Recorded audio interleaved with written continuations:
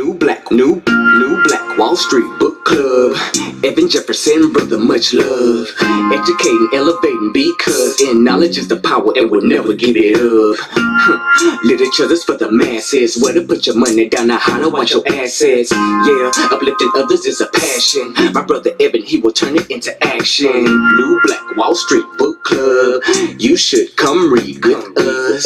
Yeah, we comprehend and discuss. If we all just come together, there's no limit for us. Here comes your host. What up? Evan, take it away. New Black Wall Street Book Club. Hey, good afternoon to you billionaires. Thanks so much for joining us here today on the New Black Wall Street Book Club, where black folk do read. You put in the book, we absolutely will find it. I'm your host, ERGJ, your certified financial educator, CEO of ERGJ Enterprises, ERGJ Black Bazaar, and international best-selling author of the book, The Black Billionaires Club. It's a study of black wealth. It's a study of the 12 richest black people in the world today and how they built their wealth. And I just believe that if you want to be wealthy, that's a big if, by the way, but if you do, I recommend that you study wealthy people. Well, you can pick up this shirt or pick up the book by simply going to www.theblackbillionairesclub.com, www.theblackbillionairesclub.com. You can find the book and the shirt there today. Well, billionaires, we are continuing along into our journey into the science of getting rich. The Science of Getting Rich by Mr. Wallace. We're now into chapter 13. Again, the Science of Getting Rich. We will be done with this book by the end of tomorrow. We've got 2 more chapters left after this. And so if you missed any of the previous episodes, you can just go back here and we do have those recorded. Of course, we are broadcasting right here on Facebook, YouTube, Instagram Live. Also our podcast. We ask that you would subscribe and support our podcast with a small monthly donation to help us sustain future episodes, improve financial literacy within our community, and ultimately to help us to build the School of Wealth. You can find our podcast across all platforms, the New Black Wall Street Book Club. So the Science of Getting Rich by Mr. Wallace, chapter 13, getting into the right business. Let's read. Success in any particular business depends for one thing upon your possessing, in a well-developed state, the faculties required in that business. Without good musical faculty, no one can succeed as a teacher of music. Without well-developed mechanical faculties, no one can achieve great success in any of the mechanical trades. Without tact and the commercial faculties, no one can succeed in mercantile pursuits. But to possess in a well-developed state the faculties required in your particular vocation does not ensure getting rich. There are musicians who have remarkable talent and who yet remain poor. There are blacksmiths, carpenters, and so on who have excellent mechanical ability but who do not get rich. And there are merchants who with good faculties for dealing with people who nevertheless fail. The different faculties are tools. It is essential to have good tools, but it is also essential that the tools should be used in the right way. One man can take a sharp saw, a square, a good plane, and so on, and build a handsome article of furniture. Another man can take the same tools and set to work to duplicate the article, but his production will be a botch. He does not know how to use good tools in a successful way. The various faculties of your mind are the tools with which you must do the work, that is to make you rich. So it'll be easier for you to succeed if you get into a business for which you are well equipped with mental tools. Generally speaking, you will do best in that business which will use your strongest faculties, the one for which you are naturally best fitted. But there are limitations to this settlement also. No one should regard his vocation as being irrevocably fixed by the tendencies with which he was born. You can get rich in any business, for if you have not the right talent, you can develop that talent.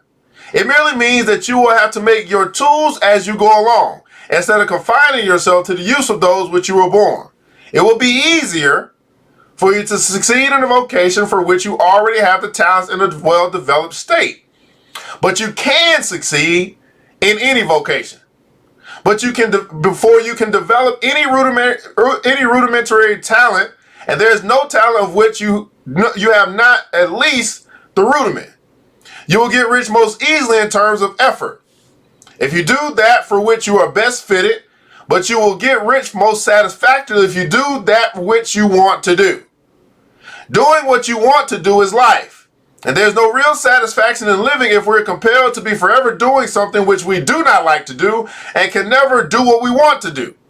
And it is certain that you can do what you want to do. The desire to do is the proof that you have within you the power that can do it. Desire is a manifestation of power. The desire to play music is the power that can play music, seeking expression and development. The desire to invent mechanical devices is the mechanical talent seeking expression and development. Where there is no power, either developed or underdeveloped, to do a thing, there is never any desire to do that thing. And where there is a strong desire to do a thing, it is certain proof that the power to do it is strong and only requires to be developed and applied in the right way. All other things being equal, it is best to select the business for which you have the best developed talent. But if you have a strong desire to engage in any particular line of work, you should select that work as the ultimate end at which you aim. You can do what you want to do, and it is your right and privilege to follow the business or vocation that will be the most congenial and pleasant. You are not obliged to do what you do not like to do, and you should not do it except as a means to bring you to the doing of the thing you want to do. If there are past mistakes whose consequences have placed you in an undesirable business or environment, you may be obliged for some time to do what you do not like to do. But you can make the doing of it pleasant by knowing that it is making it possible for you to come to the doing of what you want to do. If you feel that you are not in the right vocation, do not act too hastily in trying to get into another one. The best way generally to change business or environment is by growth. Do not be afraid to make a sudden and radical change if the opportunity is presented and you feel after careful consideration that it is the right opportunity. But never take sudden or radical action when you are in doubt as to the wisdom of doing so. There's never any hurry on the creative plane, and there is no lack of opportunity. When you get out of the competitive mind, you will understand that you never need to act hastily. No one else is going to beat you to the thing that you want to do. There's enough for all. If one space is taken, another and better one will be open for you a little further on. There's plenty of time. When you are in doubt, wait.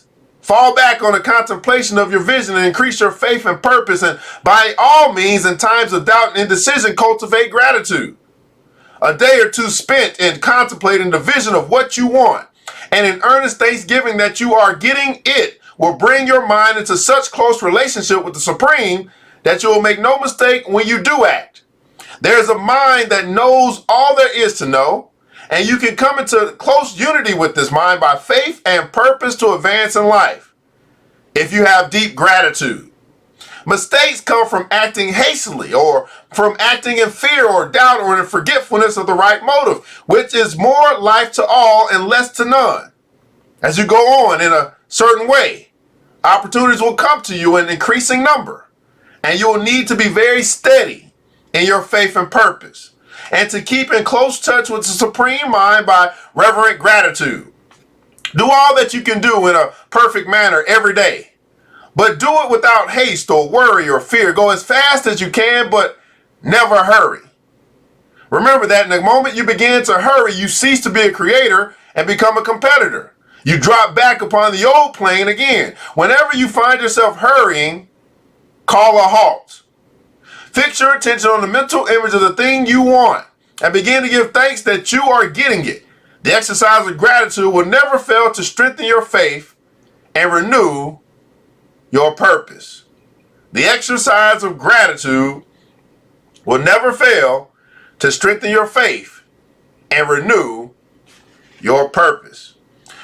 So billionaires, as we continue along into this journey into the Science of Getting Rich, chapter 13, the right business, it comes down to what do you want?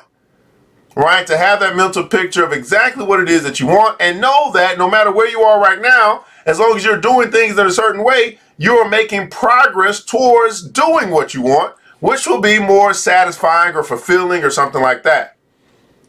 But the key is to have a sense of gratitude along the way, to appreciate what you are currently doing, and to get to where you want to be by growth. Everybody put in the comments on growth. To get to where you want to be by growth. Talks a lot about the creative plane instead of the competitive plane. And so that begs the question, billionaires, what are you creating? What are you growing into? It all comes back to you. Well, billionaires, this is the New Black Wall Street Book Club, where black folk do read. You put in a book, we absolutely will find it. 2 more chapters left in this book until we move on to the next one. I haven't figured out exactly what the next one's going to be. Probably be a black written book. I think we'll do that. Talks about money, maybe black fortunes or something like that. Not quite sure. We're going to talk about something that has to do with money. But at any rate, we'd ask that you would support this podcast with a small monthly donation to help us sustain future episodes, improve financial literacy within our community, and ultimately to help us build the School of Wealth. You can find this podcast across all podcast platforms at the New Black Wall Street Book Club. Also, we invite you to join the Black Billionaires Club, from which this has been spawned out. In the Black Billionaires Club, we do have the New Black Wall Street Book Club. We have personal development, business development, financial literacy, and also investment education that you can get each and every week to help you to be the best version of you that you can be. Well, simply go to www.theblackbillionairesclub.com, www.theblackbillionairesclub.com, and make a decision to join the club today. Well, billionaires, thanks so much for tuning into this episode of the New Black Wall Street Book Club. I want you to remember this, that it takes a village. It starts with us. Let's build as we climb together. We all we got, people. And thank God that that's more than enough. Until next episode, you know what time it is. Mr. DJ, hit the music. It's the New Black Wall Street Book Club. Wall Street with your host Evan Jefferson. It's time for us to go. Yeah. Now you ain't gotta leave the computer, but we encourage you to get out there and learn and apply all the things you learn at the New Black Wall Street Book Club. Yeah. The New Black Wall Street. The New Black Wall Street.